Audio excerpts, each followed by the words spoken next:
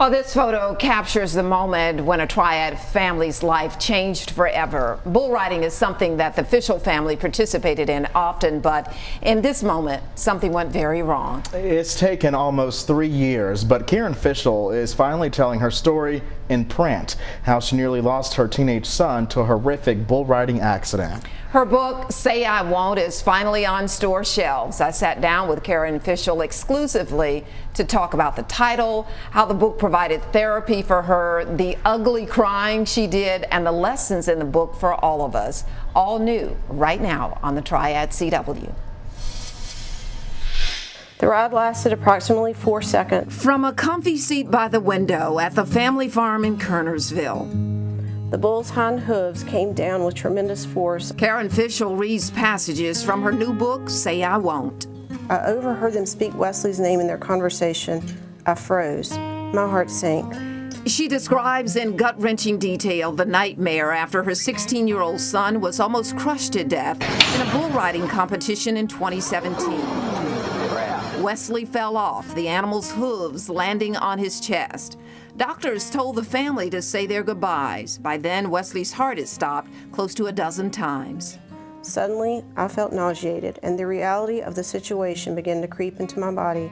Say I Won't is a bull rider slogan, which is exactly how Karen says her son and the rest of her family responded to one catastrophe after the next. We're very strong in our faith, our family is, and this has made us even stronger in that faith. Fast forward now to 2.5 years later, Karen talks about writing the book, Faith and Healing.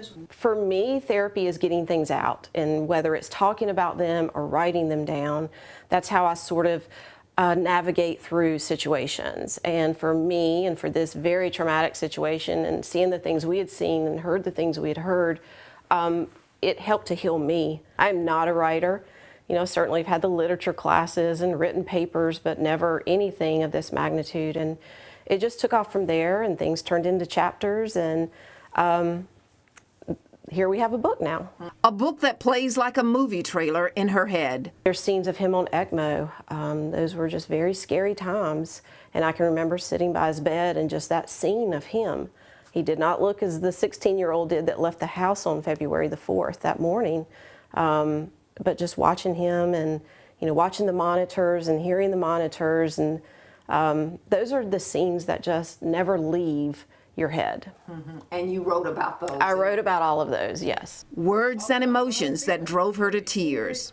I am not a good crier. I'm actually one of those ugly criers, so things just sort of bottle up in me, and then when that magic threshold is crossed, then I ugly cry. But there were times in this book where scenes would come back to me that maybe I'd kind of suppressed, and would come back, and I just had to take a moment and release that through some tears. While this has been therapeutic for her, she believes there are lessons in the book for all of us. I think for me, the takeaway is not take life for granted.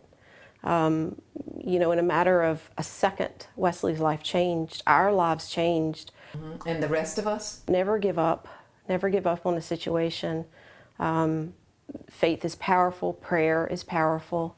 So powerful that Wesley is almost completely recovered. He doesn't ride bulls anymore, but he is in college studying the management side of the business. And this is the book, Say I Won't. You can get it on Amazon. And this is a picture of the actual day that this happened. You can see Wesley there in the center and all these people praying around him in a circle. Great story, Margaret. We'll be right back.